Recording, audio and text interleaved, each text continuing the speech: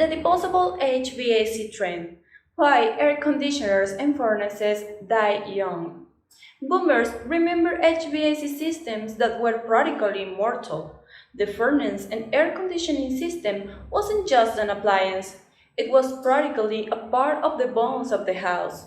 With regular maintenance, it was about as likely to spontaneously fail as the wood frame or slab foundation. Earlier generations could march from the housewarming party to the mortgage burning celebration, born on the breath of the same trusty HVAC. This expectation is going the way of the dodo. The HVAC industry has changed fundamentally. Contractors are routinely pushing replacement of the system in lieu of repair.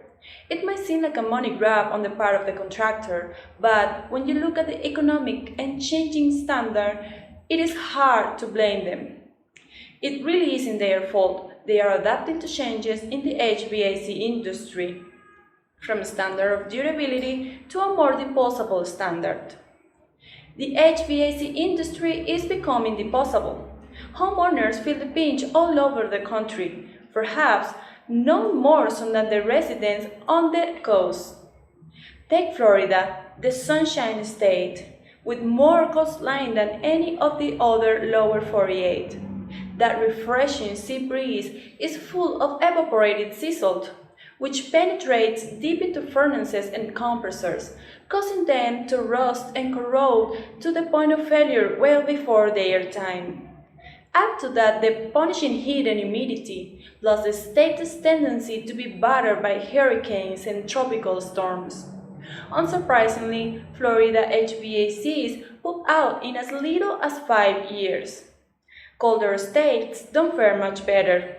Contractors in Ohio, Iowa, and southern Illinois urge homeowners to replace their compressor and furnace when it approaches 7 to 10 years of age. The Windy City does a little better. On the banks of Lake Michigan, homeowners in Chicago can expect to get 12 to 15 years of service from their HVAC system. Still, this is a far cry from the standards of 40, 30, even 20 years ago. Properly cared for, those unlikable machines could cool down your children's children. What changes in the HVAC industry are driving this decline in system longevity? First, regulations. In response to the ozone layer panic in 1992, the U.S. Department of Energy formed the Appliance and Equipment Standards Program, the first regulatory measures designed to make HVAC systems more eco-friendly. There's no denying it. Air conditioners and furnaces gorge on energy. Climate control represents 48% of a household energy budget, and it used to be even worse. Since the technology became widespread in the 70s, advances like speed compressors and vapor-free compressors have slashed the energy consumption of HVAC systems in half. Driving these technological advances have been a march of higher and higher efficiency standards, handed down by the government like clockwork every several years. 1996, 2001, 2006, 2011, 2015, and 2019. Regulations come from both the Department of Energy and Environmental Protection Agency. The most fan efficiency rating standards from the DOE just went into effect this month.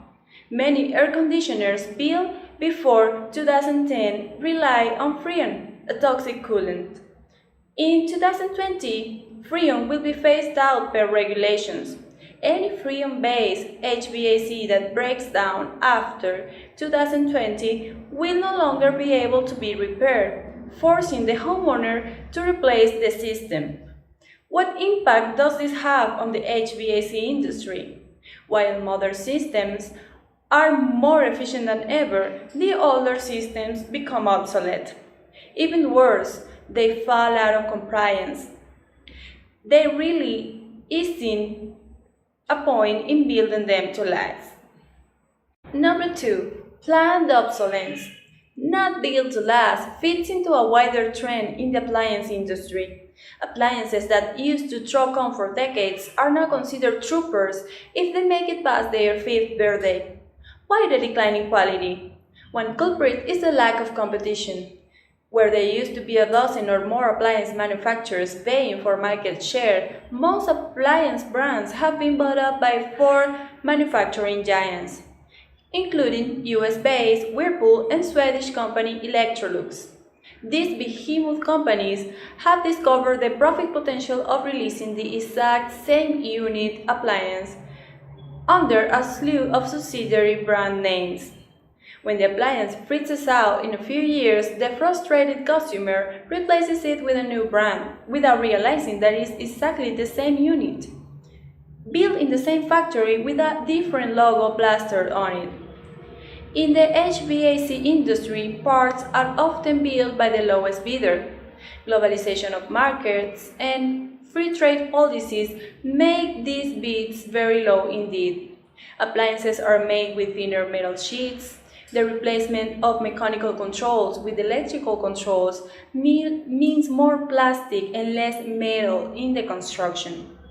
Thinner and more rust-prone paint jobs are achieved by spraying rather than dipping onto unstable texture surfaces rather than easy-to-feel flat surfaces. Tolerances are tighter, fits are closer. The machine seems to be designed to fail. While energy efficiency standards have protected the ozone layer and reduced electrical bills, the burden of junk appliances in our landfills can't be forgotten. When your contractor recommends replacing your HVAC, resist the temptation to believe your contractor is shaking you down when he or she recommends replacing your HVAC unit. Contractors do not run the HVAC industry, they just respond to it to provide clients with the best service. Consider the possibility that in the long run, a new HVAC unit might be less costly than a never-ending series of $700 to $1,000 repair. If customers want a better quality on HVAC systems, they should direct their criticism to appliance manufacturers and other key players in the HVAC industry who, for a variety of reasons, just don't make them like they used to.